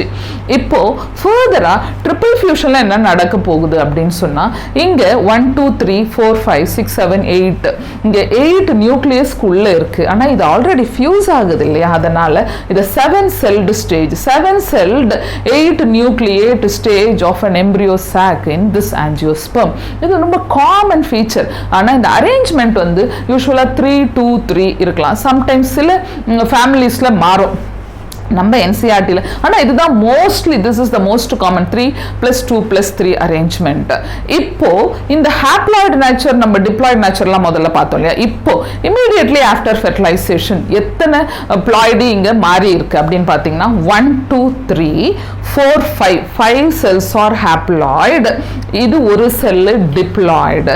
இது இங்கே ஃபியூஸ் ஆகிருக்குல்ல, இது ஆல்ரெடி ரெண்டுமே மிக்ஸ் ஆகி டிப்ளாய்டாக இருந்தது. இப்போ இன்னொரு நியூக்ளியஸ் உள்ள வந்ததுனால ட்ரிப்ளாய்டா மாறுது. ஸோ இம்மீடியட்லி ஆஃப்டர், அதை ஞாபகம் வச்சுக்கோங்க, immediately after fertilization 5 haploid cells, அதுக்கப்புறம் ஒரு diploid that is egg zygote form ஆகிடுச்சு. ரெண்டு பேர் இப்போ மிக்ஸ் ஆகிடுச்சு. இன்னொன்று வந்து எண்டோஸ்பர்மா ஃபார்ம் ஆக போகுது, தட் இஸ் ட்ரிப்ளாய்டு நேச்சர். இப்போ என்ன ஆகும்னா கொஞ்சம் ஃபெர்டிலைசேஷன் முடிஞ்சோன்னா இந்த யூனியன் தான் ட்ரிபிள் ஃபியூஷன் அப்படின்னு சொல்றோம். என்னன்னா இங்க ரெண்டு போலார் நியூக்ளியை, அது primary endosperm nucleus, because this is going to become an endosperm in future. அது பென் அப்படின்னு சொல்றோம். இந்த பிரைமரி எண்டோஸ்பெர்ம் நியூக்ளியஸோட நம்ம mister second generative nucleus have come and met with this and form a triploid status. இதுதான் ஃபியூச்சர்ல அப்படியே primary endosperm செல்லா மாற போகுது. இப்போ கொஞ்சம் ஃபெர்டிலைசேஷன்லாம் முடிஞ்சு என்ன நடக்க போகுதுன்னா this 3 cells will die, okay, after fertilization this 2 synergids will go off. அப்போ இந்த எம்பிரியோ சாக்குக்குள்ள யார் இருக்காங்க, அதனுடைய ப்ளாய்டு என்ன கொஞ்ச நாள் கழிச்சு அப்படின்னு கேட்டா இங்க ட்ரிப்ளாய்டு எண்டோஸ்பெர்ம் நியூக்ளியஸ், இதுக்குள்ள ஜைகோட் ஃபார்ம் ஆக போற fertilised egg. So this is diploid now 2n and this is triploid 3n. so endosperm நமக்கு triploid endosperm, அது ஞாபகம் வச்சுக்கோங்க. அடுத்தது angiospermல எப்பவுமே after the fertilization only endosperm formation. gymnospermல endosperm form ஆயிட்டு fertilization நடக்கும். ஸோ இதெல்லாம் இங்கே நடந்து முடிஞ்சிருச்சு. Now the important purpose of the flower has been done, that is the egg and the sperm, that is the generative nucleus has met double fertilization and triple fusion. The characteristic feature of angiosperm has been done. இதுக்கப்புறம் என்ன நடக்க போகுது, post fertilization changes.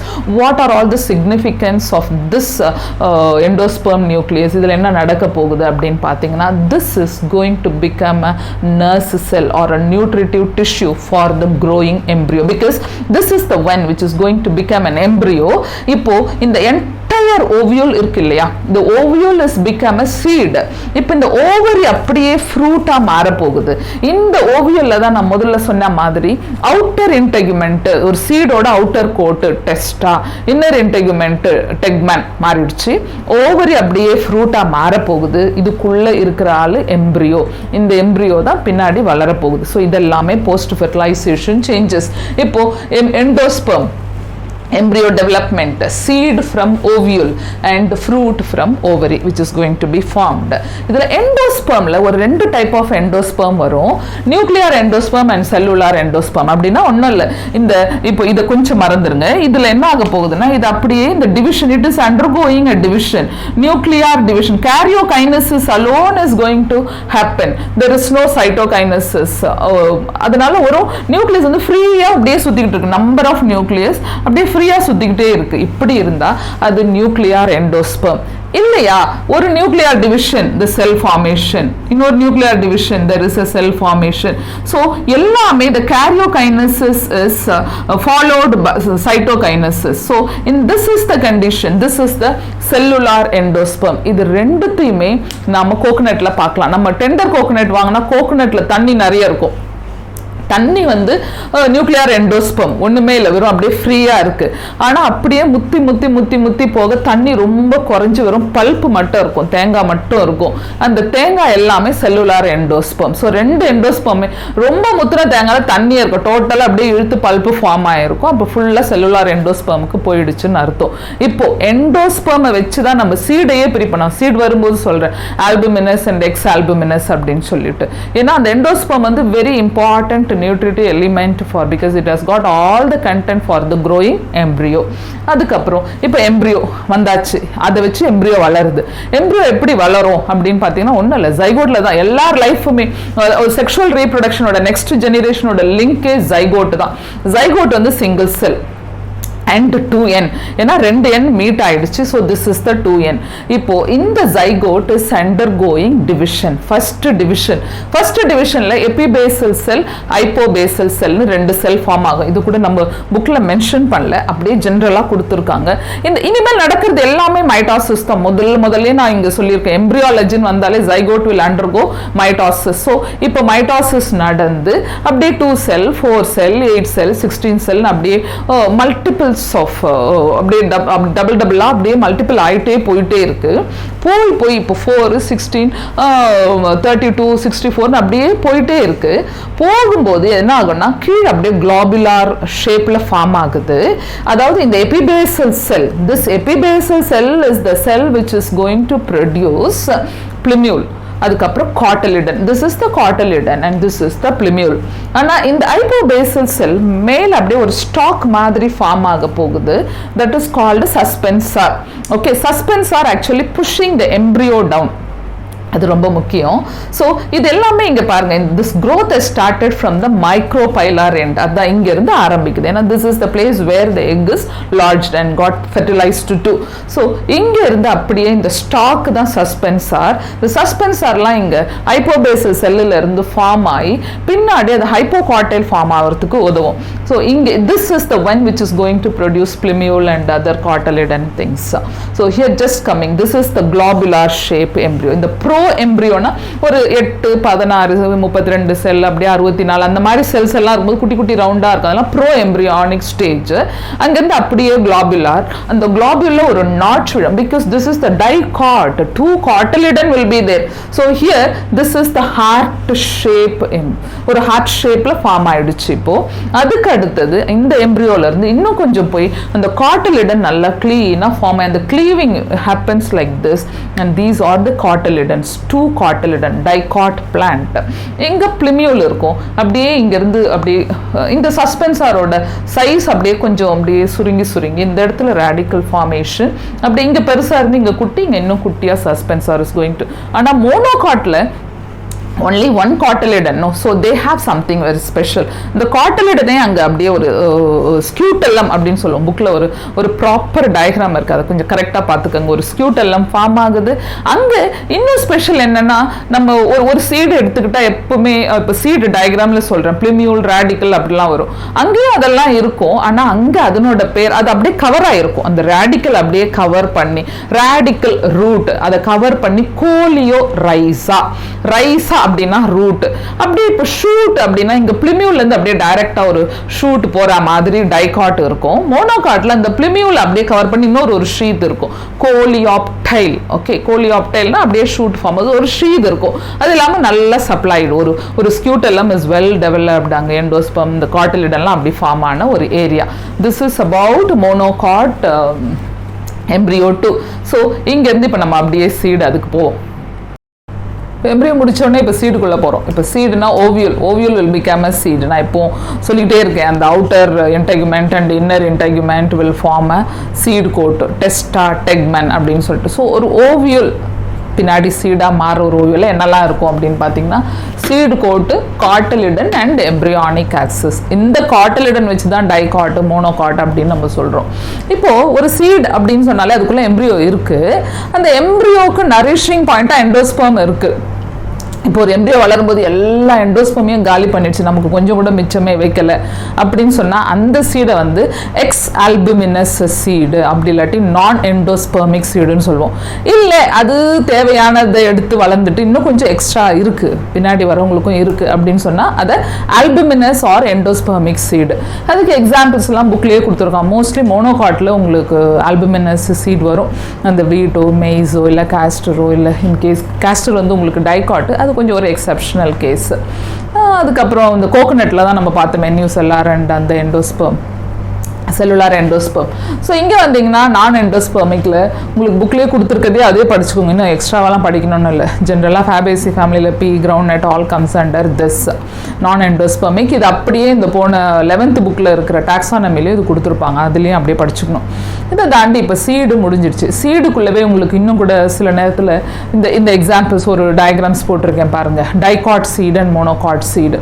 Dicot சீடில் உங்களுக்கு 2 cotyledon நல்லா அழகாகவே தெரியும். அதுக்கப்புறம் radicle and plumule region. Plumule embryonic shoot, radicle embryonic root, அங்கேருந்து ரூட் வருது, பிளிமியூல்ல இருந்து ஷூட் சிஸ்டம் வரப்போகுது. அதே மோனோகாட்டுக்கு வந்தீங்கன்னா you got a very good endosperm. இங்கே ஸ்கியூட்டெல்லாம் எப்பவும் போல் அந்த ஷூட்டோ இல்லை ரூட்டோ அந்த வர எம்ப்ரியானிக் ரூட் ஆர் ஷூட். இப்போ ஃபார் எக்ஸாம்பிள் இந்த ரேடிக்கல் ஆர் பிளிமியூல். இப்போ ரேடிக்கல் எடுத்துக்கிட்டா அதை சுற்றி ஒரு கவரிங் இருக்கும், கோலியோ ரைஸா. மேலே ஷூட் வர ஏரியா பிளிமியூவில் சுற்றி ஒரு கவரிங், கோலியாப்டே. ஸோ இதெல்லாம் ஒரு monocot root, only 1 cotyledon present here. இதை தாண்டி சில நேரத்தில் உங்களுக்கு பெர்சிஸ்டன்ட் நியூசெல்லஸ் வந்து எம்ப்ரியோசாக்கு சுற்றி வர டிஷ்யூ, அது வந்து போகாமல் அப்படியே இருக்கும். அப்படிலாம் இருந்தால் பெரிஸ்பெர்ம் அப்படின்னு நம்ம சொல்கிறோம். இந்த பிளாக் பெப்பரில் இல்லை பீட்லாம் புக்கில் இருக்க எக்ஸாம்பிள்ஸ் தான் நான் சொல்கிறேன். இதை தாண்டி இப்போது when you come down to ovary, இப்போ எல்லாத்தையும் பார்த்தோம். சீடு ஓவரி என்னவா மாறுது? ஓவரி ஃப்ரூட்டாக மாறுது. ஓவரி ஃப்ரூட்டாக மாறினா அது ஒரிஜினல் ஃப்ரூட், யூகார்பிக் ஃப்ரூட். சில நேரத்தில் fruit will be formed away from the ovary, அதாவது ஓவரி இல்லாத சில part thalamus will become a fruit. ஆப்பிளில் தலாமஸ் தான் ஃப்ரூட். உள்ள குட்டியாக அந்த பிளாக் கலர் சீடு இருக்கும், ப்ரௌன் கலராக, அது அப்படியே சுற்றி வரும் பாருங்க ஒரு ஏரியா, அதுதான் ஒரிஜினல் ஃப்ரூட்டு. தலாமஸ் ஃப்ரூட்டாக மாறுறதெல்லாம் இருக்குது. ஸோ சில நேரங்களில் அது ஓவரி இல்லாத சில பாகங்கள் will become a fruit அப்படினா இருந்தா pseudocarpic fruit or a false fruit அப்படின்னு சொல்றோம். இது eucarpic fruit அப்படின்னு சொல்றோம். இப்போ இதெல்லாம் இல்லாம ஒரு fruit அப்படினா இப்போ நம்ம ஒரு இதுவை எடுத்துக்கிறோம், ஒரு தக்காளியை எடுத்துக்கிறோம், இல்ல ஒரு மேங்கோ கூட ஒரு fruit, பிரிஞ்சாலுமே ஃப்ரூட், ஏன்னா ஃபெர்டிலைஸ்டு ஓவரி. அதில் 3 ரீஜன் இருக்கும், 3 layer, epicarp, mesocarp and endocarp. இது எல்லாம் சேர்ந்தது தான் நம்ம பெரிகார்ப் அப்படின்னு சொல்லுவோம். யூஸ்வலாக சில ஃப்ரூட்ஸில் எபிகார்ப்பும் நம்ம சாப்பிட்ருவோம். இப்போது பிரிஞ்சாலெல்லாம் அது மேலே அந்த தோலையும் நம்ம அப்படியே சாப்பிட்றோம். சில நேரங்களில் நம்ம எபிகார்ப்பை சாப்பிட முடியறதில்ல. இந்த முசாம்பி, சாத்துக்குடியிலலாம் அதை நம்ம சாப்பிட மாட்டோம். பட் 3 லேயர்ஸ் இருக்கும். அந்த 3 லேயருக்குள்ளேயே நிறைய கம்பார்ட்மெண்ட்டோ இல்லை ஜூஸியாக இருக்கிறதோ இல்லை அந்த மாதிரி எல்லாம் மாறும். சில நேரங்கள் நம்ம சாப்பிட்ற ஏரியா வெறும் இதுவாக தான் இருக்குது, நம்ம சாப்பிட்ற ஏரியா பக்காவாக எண்டோகார்ப்பு தான் அப்படின்லாம் சொல்ல முடியாது. ஏன்னா மாதுளம் பழத்தில் அந்த ஜூஸி டெஸ்டா அப்படின்னு சொல்லுவோம். நம்ம சாப்பிட்ற அந்த சீடை சுற்றி இருக்கிற அந்த ஜூஸி டெஸ்டா வி ஆர் ஈட்டிங். ஒரு ஃப்ரூட்டுக்கு ஒரு மாதிரி மாறுறதும் உண்டு. இதெல்லாமே வச்சு இந்த பெரிகார்ப் அதை வச்சு நம்ம என்ன சொல்றோம்னா, பெரிகார்ப் கம்ப்ளீட்டாக ட்ரை ஆயிடுச்சு ஒரு ஃப்ரூட்ல அப்படின்னு சொன்னால் அது ட்ரை ஃப்ரூட்ல வந்துடும். இல்லை இருக்கிற அந்த 3 எபிகார்ப், எண்டோகார்ப், மீசோகார்ப்ல அப்படியே ஃப்ளஷியாகவே இருக்குப்பா, அதெல்லாம் அவ்வளோ சீக்கிரம் காயாது, நம்ம எடுத்து ஃப்ளஷியாக தோலை பிரித்து போட்டு சாப்பிட்றோம் அப்படின்னு சொன்னீங்கன்னா அது ஃப்ளஷி ஃப்ரூட். இதுவும் நமக்கு ஃப்ளஷி ஃப்ரூட்டு, ட்ரை ஃப்ரூட், அதில் இன்னும் நிறைய டைப்ஸ் இருக்குது. நம்ம அங்கெல்லாம் போகவே இல்லை இந்த லெசனில். ஆனால் நம்ம இந்த ரைஸ் எல்லாம் எடுத்துக்கிட்டிங்கன்னா எஸ்பெஷலி கிராமினே ஃபேமிலி, கிரெயின்னு சொல்லுவோம். கிரெயினில் சீடு தான் ஃப்ரூட்டு, ஃப்ரூட்டு தான் சீடு. பிகாஸ் அந்த பெரிகார்பஸ் கம்ப்ளீட்லி ஃபியூஸ்டு வித் த வால், அப்படியே டோட்டலாக ஃபியூஸ் ஆகிருக்கும் அந்த ஓவரியோட. அதனால இதை வந்து கிரெயின் அப்படின்னு சொல்கிறோம். ரைஸ் எல்லாம் அந்த டைப்பு, அதை கேரியாப்சிஸ் அப்படின்னு சொல்லுவோம். கொஞ்சம் எக்ஸ்ட்ராவாக அந்த உங்களுக்கு டாக்ஸானமியில் இது இருக்கும் நினைக்கிறேன். அந்த மாதிரி கொஞ்சம் ஞாபகம் வச்சு படிச்சுக்கோங்க. ஃப்ரூட் டைப்பில் பெரிகார்பஸ் கம்ப்ளீட்லி ஃபியூஸ்டு, ஏன்னா அது ஒரு ட்ரை ஃப்ரூட். அந்த ட்ரைலியே டிஹைசன்ஸ், இன்டிஹைசன்ஸ் எல்லாம் வேணும், அதெல்லாம் வேண்டாங்க. வெறும் fleshy fruit and dry fruit. இதை தாண்டி பார்த்தினோகார்பிக் ஃப்ரூட்னு ஒன்று வருது. பார்த்தினோகார்பினாலே உங்களுக்கு தெரியும், இந்த ஃப்ரூட் ஃபார்மேஷன் வித்தவுட் ஃபெர்டிலைசேஷன். ஃபெர்டிலைசேஷனே நடக்கலையா, அப்புறம் எப்படி ஃப்ரூட் வந்து சீடே இல்லாமல் வரும். சீடு தானே ஒரு அவுட்கம் ஆஃப் ஃபெர்டிலைசேஷன். ஃபெர்டிலைசேஷனே இல்லாமல் ஃப்ரூட் வந்து அது பேர் என்ன, பனானால ஜென்ரலாக நேச்சுரலாகவே நடக்குது. சில நேரங்களில் நேச்சுரலாக நம்ம ஆர்டிஃபிஷியலாகவும் ரெடி பண்ணுவோம். கிரேப்ஸ்லாம் நம்ம ஆர்டிஃபிஷியலாக ரெடி பண்ணிகிட்டு இருக்கோம். இதெல்லாம் தாண்டி ஒரு புது டாபிக் மாதிரி ஞாபகம் வச்சுக்கோங்க. அப்போ மிக்சஸ் தனியாகவே இருக்குது நம்ம புக்கில். அப்போ மிக்சஸ் வந்து கொஞ்சம் ஒரு சீட்டிங் வேலை மாதிரி நடக்குது. எப்படின்னா இதுவுமே ஏசெக்ஷுவல் ரீப்ரொடக்ஷன் தான். இப்போ நமக்கு எக் இருக்குது, எக் வந்து ஹாப்ளாய்டு, அது கம்பல்சரியாக ஒரு மேல் கேமிட் வந்து மீட் பண்ணணும், ஜெனரேட்டிவ் செல் வந்து மீட், அப்போ தானே அது டிப்ளாய்டாக மாறும். ஆனால் சில நேரங்களில் எக் அப்படியே டிப்ளாய்டாகவே இருக்குது. எப்படின்னா it is not undergoing meiosis. அந்த ஆர்கிஸ்போரியல் செல் அப்படியே ஃபார்ம் ஆகும்போது அப்படியே அது டிப்ளாய்டாகவே இருந்துருது, அது அப்படியே சீடாகவே மாறி போகுது. அதுலேருந்து அடுத்த ஜென்ரேஷன் வரப்போகுது. என்னென்னா ஒரு பெரிய சேஞ்சஸ்லாம் இருக்காது, அப்படியே ஒரு ஏசெக்ஷுவல் ரீப்ரொடக்ஷன் மாதிரி, இல்லை ஒரு வெஜிடேட்டிவ் ப்ராபகிள் மாதிரி பேரண்ட் கிட்ட என்ன இருந்ததோ அந்த கேரக்டர் அப்படியே வரும். அதையுமே இங்கே பார்க்கலாம் நம்ம apomictic seeds. This is very useful. ஏன்னா இந்த ஹைப்ரிட் வெரைட்டி எல்லாம் பண்ணும்போது நம்ம புக்லேயுமே அதை மென்ஷன் பண்ணியிருக்காங்க. ஹைப்ரிட் வெரைட்டி சீட்ஸ் எல்லாம் நம்ம எடுத்து விதைக்கும் போது அடுத்த ஜென்ரேஷன் போகும்போது கேரக்டர் மாறிடும். அந்த ஒரிஜினல் கேரக்டர் அப்படியே ரீட்டைன் பண்ண முடியறதில்ல. அந்த நேரங்களில் நம்ம இந்த அப்போமிக்சிஸ் டெக்னாலஜியை உள்ளே போட்டு அப்படியே அந்த கேரக்டரை ரீட்டைன் பண்ண ரொம்ப கிராப் ப்ரீடிங் ப்ரோக்ராமில் உதவியாக இருக்கும். நிறைய ரிசர்ச்சும் அதை பற்றி போயிட்டு தான் இருக்குது. இதுக்கு தாண்டி இன்னும் என்ன பார்க்கலான்னா இந்த நியூசெல்லார் ஆரிஜன், சம்டைம்ஸ் இந்த இதெல்லாம் இருக்குது பாருங்கள், பாலிஎம்ப்ரியானிலாம் மேங்கோவில் நிறைய பார்க்கலாம். எப்படின்னா ஒரு எம்ப்ரியோ தானே வருது, ஒரு சீட்லேருந்து ஒரு எம்ப்ரியோ தான் வரணும். ஆனால் சில நேரத்தில் நிறைய எம்ப்ரியோ அப்படியே கொச்சுன்னு அந்த கார்டிலேடனே நிறைய வர மாதிரி ஃபார்ம் ஆகிருக்கும். அந்த பார்க்குறதுக்கு அது கார்டிலேடன் மாதிரி நிறைய ஃபார்ம் ஆகுது. பாலிஎம்ப்ரியானின்னு சொல்லுவோம். பாலிஎம்ப்ரியானி ஏன் அப்படி வருதுன்னா அந்த நியூசெல்லஸ் இருக்குல்ல, அந்த எம்ப்ரியோ சாக்கை சுற்றி அதுலேருந்து கூட சில நேரத்தில் எக்ஸ்ட்ரா ஃபிட்டிங் மாதிரி வந்து, ஆனால் எல்லாமே வளராது. எல்லாம் அப்படியே அப்சர்வ் பண்ணி எடுத்துக்கிட்டு ஒன்றை வளர்க்கலாம். இல்லாட்டி பிரித்து நம்ம வளர்க்குறதா இருந்தால் you can just bring out many plans from a single plant. அது பாலிஎம்ப்ரியானியோட அட்வான்டேஜ். என்னென்னா இப்போ நிறைய குழந்தைங்க பிறந்தா அந்த குழந்தைங்களோட வெயிட் குறையிற மாதிரி இதில் அந்த நியூட்ரிட்டிவ் எலிமெண்ட்ஸ் கொஞ்சம் கம்மியாக இருக்கும். அதுதான் பாலிஎம்ப்ரியானியோட கொஞ்சம் disadvantage. At the same time நிறைய பிளான்ட்டை அட் அ டைம் வளர்க்க முடியும், அது அட்வான்டேஜ். இதுக்கப்புறம் இந்த புக்கில் டார்மென்சி அப்படின்னு சொன்னால் என்னென்னா சீடாகவே இருக்குது, அவ்வளோதான். காஞ்சி போய் சீடாகவே இருக்கணும். இப்போ வீட்டுக்கு நம்ம பருப்புலாம் வாங்கிட்டு வரோம், அதெல்லாம் ஒரு டார்மெண்ட் சீடு தான். அது பிரேக் ஆகி முளைக்க ஆரம்பிச்சிருச்சுன்னா வேலைக்காகாது. ஆனால் அதே நேரத்தில் ஒரு ஃபார்மர் கிட்ட டார்மென்சி அப்படியே இருந்தால் அவர் விதைக்கிற எல்லா விதையுமே வெளியே வராமல் அந்த டார்மெண்ட்லேயே இருந்து வேஸ்ட்டாக போகும். ஸோ அது இடத்துக்கு ஏற்ற மாதிரி. ஸோ சில சீட்ஸ் வந்து டார்மென்சியை ரொம்ப நாள் ரீட்டைன் பண்ணும். அது ஒரு few weeks to months or years together அந்த டார்மென்சி. பட் ஜென்ரலாகவே in angiosperm வாட்டருக்கு ஒரு பெரிய ரோல்லாம் இல்லை, பாலினேஷனும் இந்த லோவர் கேட்டகரி மாதிரி. ஆனால் இங்கே சீடு ஜெர்மினேட் ஆகணும் அப்படின்னு சொன்னால் கம்பல்சரியாக வாட்டர் ஒரு இம்பார்ட்டண்ட் மீடியம். அதை போட்டு தெளித்து மாய்ஸ்சர் உள்ளே இறங்கி அதுக்கப்புறம் அது நம்ம தண்ணியில் மண்ணில் புதைச்சி வச்சு அந்த வாட்டரை அதை அப்சர்வ் பண்ணும். ஸோ இதெல்லாம் பண்ணி அந்த dormancy would be broken and then the seedling or a sapling will be coming out. அதில் ஒரு 2 எக்ஸாம்பிள் முக்கியமாக கொடுத்துருக்காங்க. ரொம்ப ஓல்டஸ்ட் சீட்ஸ் எல்லாம் இருக்குது. இங்கே நமக்கு புக்கில் லியூபினஸ் ஆர்டிக் ரீஜன்லேருந்து எடுத்தது 10,000 year old. அதுக்கப்புறம் இந்த டேட் பாம் இருக்குல்ல, ஃபீனிக்ஸ் டெக்டைலிஃபெரா, அதுவும் ஒரு 2000 year old அந்த இதுகிட்ட இருந்து எடுத்திருக்காங்க, ஒரு டெட் சீ கிட்ட. இதெல்லாமே தே ஆர் ஒரு oldest seed. So it seems that is an indication that the seed dormancy can be maintained for a prolonged period. இப்படி தண்ணி தெளித்து அதுக்கு ஒரு ப்ராப்பர் டெம்பரேச்சரோ ஒரு சாயில் கண்டிஷன் எல்லாம் வந்து அது விதைக்காமல் போனாலும் நம்ம பிளான்ட் ஹார்மோன்ஸில் படித்தோம், gibberellin will break the dormancy. அதெல்லாம் போட்டு அதை டார்மென்சியை பிரேக் பண்ணி இந்த next generation will be coming out. அதுதான் இதோட ரீப்ரொடக்ஷனுங்கிறதே it is from this generation to the next generation. So with this title is coming to an end. இதில் உங்களுக்கு ஏதாவது டவுட் இருந்தால் just put it in the comment section. இன்னும் diagrams எதனா வேணும்னா we'll just discuss further and please subscribe and share. Thank you.